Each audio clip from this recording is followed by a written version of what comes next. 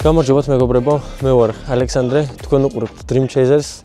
ჩვენ ჩამოყავს მანქანები, ვაწყობთ მანქანებს, გიყვებით მანქანებზე და ესეც არ არის გამონაკლისი. Jeep Renegade 2.4 ძრავით, 2019 წლიანი მოდელი. როგორც ხედავთ, ძალიან საინტერესოდ გამოიყურება ეს კონკრეტული მანქანა. ყველა ქარხნულად ესეთი არ არის. ასე რომ ჯერ დავიწყოთ ქარხნული მანქანების მიმოხილვა. ანუ ქარხნული Jeep Renegade როგორი არის? არსებობს სპორტ კომპლექტაციები, რაც ყველაზე საბაზისო მოდელი არის, ეს არის სპორტი, მაგრამ აქ რაღაცებია დამატებული და შესაბამისად მთლად საბაზისო აღარ არის. ასევე არსებობს Trailhawk მოდელები, Trailhawk არის ყველაზე ტოპი, სხვათა შორის 4/4-ზე რომელიც არის, მაგაზე კიდევ უფრო დაბალი ვერსია არის, ჩვეულებრივი Renegade, რომელსაც წინაწამყვანი აქვს. რაც შეეხება ამ კონკრეტულ მოდელს, ანუ ეს არის ჩვეულებრივ მოდელზე 2 სანტიმეტრით მაღლა, ანუ წინაწამყვანი არის ყველაზე დაბალი. ანუ მიწიდან დაშორება აქვს 2 სანტიმეტრით დაბლა ვიდრე აი ამ კონკრეტულ მანქანას, ამას აქვს საშუალო, ანუ 2 სანტიმეტრით მაღლა ვიდრე წინაწამყვანს და Trailhawk-ებს აქვს კიდე 2 სანტიმეტრით უფრო მაღალი დაკიდების სისტემა ვიდრე აი ამ მანქანას აქვს. შესაბამისად, პლუს Jeep-ებს რაც აქვს 2019 წლიდან Trailhawk-ებმა დაიწყეს 1 და 3 ძრავით წარმოშობა. ჩვენს არხზე უკვე დევს ეგეთი პროექტი, ძალიან ბევრი ვიწვალეთ მაგ 1 და 3-ზე და შეგიძლიათ გადახვიდეთ და ნახოთ თუ გაინტერესებთ როგორ ვწვალობდით და როგორ ვაწყობდით. ესე იგი, აქ ჩვენ Jeep Renegade Sport-ზე არის დამატებული აი ეს ბარი, ეს სინათლე, სანისლეები არ აქვს ხოლმე სპორტებს, LED ფარები არ აქვს სპორტებს და მაგ ყველაფერს ნახავთ. ასევე ეს საბურავები, რომელთაც რა ვიცი, ყველგან მიხვალთ სავარაუდოდ, პლუს გამაულობაც ძალიან კარგია ამ მანქანებს. ღადაობით ნივას ეძახიან ხოლმე ამერიკულს. ანუ ამერიკელებმა შექმნეს ესეთი პატარა, ყველგან მავალი, პლუს კარგი საბურავებით და სწორი მომზადებით, ჩემი აზრით რომ არსად არ დაგტოვებთ ესეთი მანქანა. რა გვაქვს კაპოტის ქვეშ? ყველაზე საინტერესო რაც არის. 2.4 ძრავით არის ეს მანქანა, multi-air-ი. ეხლა დაგიწყებთ იმის ახსნას, როგორ მუშაობს ეს multi-air-ი და რას აკეთებს და ერთი წამით. რას აკეთებს და როგორ აკეთებს. იმიტომ რომ მეც არ ვიცი დეტალურად. მაგრამ აი ასე გამოიყურება ეს ძრავი. 2.4 ყველაზე ჩვეულებრივი, ყველაზე ძველი ძრავი არის Jeep-ებში, რაც ძალიან ბევრ მოდელში აყენია, პლუს ძალიან გამძლე არის და ყველაფერს იტანს, ანუ ბევრ რაღაცას იტანს, კოლოფიც საკმაოდ კარგი და გამძლე აქვს ამ მანქანებს. თუ უზეთოდ არიარეთ, რა ვიცი, არ ამგონია რომ რამით დააზიანოთ კოლოფი. სწორ დროს უცვალეთ ზეთები, როგორც ყოველთვის ყველა ვიდეოში ვიძახი ხოლმე და მარტივად აიტანს ეს მანქანა ყველანაირ გამოწვევას, ასე ვთქვა. რაც შეეხება სალონის სივრცეს და რაც შეეხება საბარგულს. ან იმიტომ რომ მანქანას ვყიდულობთ, მით უმეტეს თუ უგზოობისთვის გვინდა ეს მანქანა რაღაცები ბარგი დაგჭირდება იმისთვის რომ მშვიდად და წყნარად ვიყოთ იმ ტყეში ან მთაში სადაც მივდივართ და ვიწყოთ სალონით.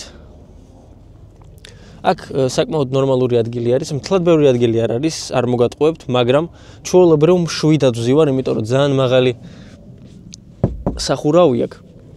და საჭესთან, როდესაც ზიხარ აი დააკვირდებით სკამის სიმაღლესა და სახურავს შორის რამდენი ადგილი არის და ნუ ძალიან დიდი პლუსი არის, იმიტომ რომ როზიხარ თავი ისეთ სივრცეში გგონია, რომ რა ვიცი, არის ზღუდები არანაირად. უკანაც ასე თუ ისე ნორმალური ადგილი არის. აი ჩვეულებრივ დავეტევი ჩემს უკან, აი იქ ვიჯექი მე და ჩვეულებრივ დავეტევი ჩემს უკან.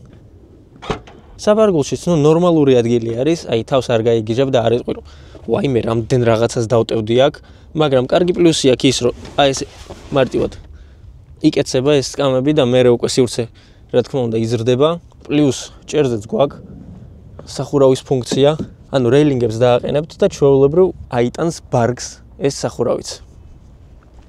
სპორტ ვერსიებს აქ არაფერი არ აქვს, მაგრამ არის შესაძლებელი, რომ აი აქ ეს კაფი მოუხსნათ და დავამატოთ საბურავი, რაც ჩემი აზრით უფრო მნიშვნელოვანი არის ვიდრე ჩვეულებრივი კაფი და ნასოსი.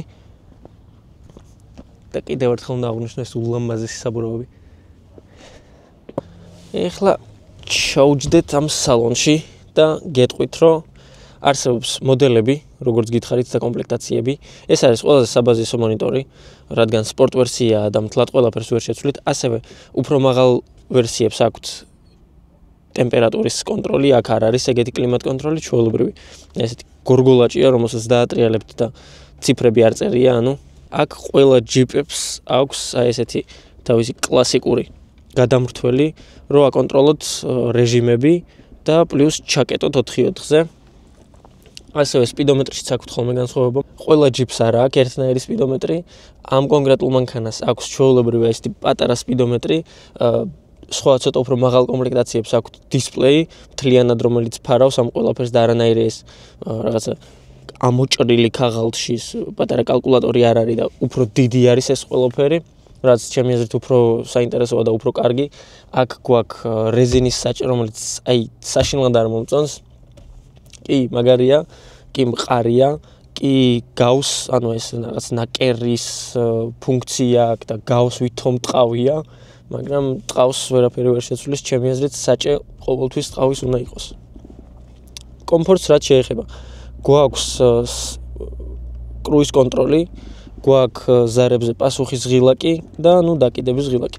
სხვა არაფერი არ არის, სხვათა შორის ბევრი კომენტარებში მწერდა ჯიპებზე, რომ აი ეს რა კნოპკებიაო, ამით რთავთ სიმღერას და მეორე მხარეს იგივე აქვს და მაგით ჩვეულებრივ უწევთ ხმას და თიშავთ რა.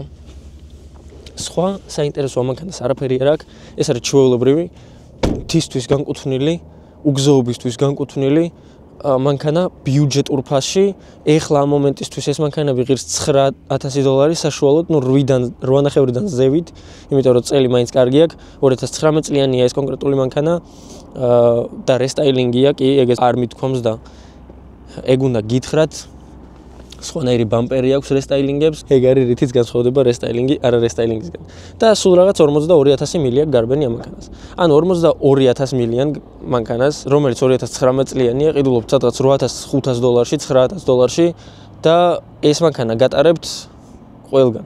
არ ამგონია რომ რამე ისეთი ადეკვატური მთა იყოს ან ადეკვატური უგზოობა, რაც ანუ რეგულარულ ჩვეულებრივ ცხოვრებაში შეგხვდებათ.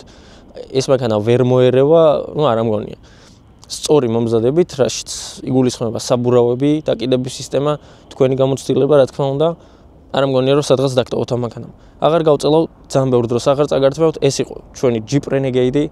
ძალიან დიდი მადლობა იმისთვის, რომ უყურეთ ჩვენ არხს, გამოიწერეთ არხი და ლაიქეთ ვიდეო. წარმატებები. წავედით ჩვენ და ვიპყროთ ჩვენი სამიზნე მანქანები. კარგად.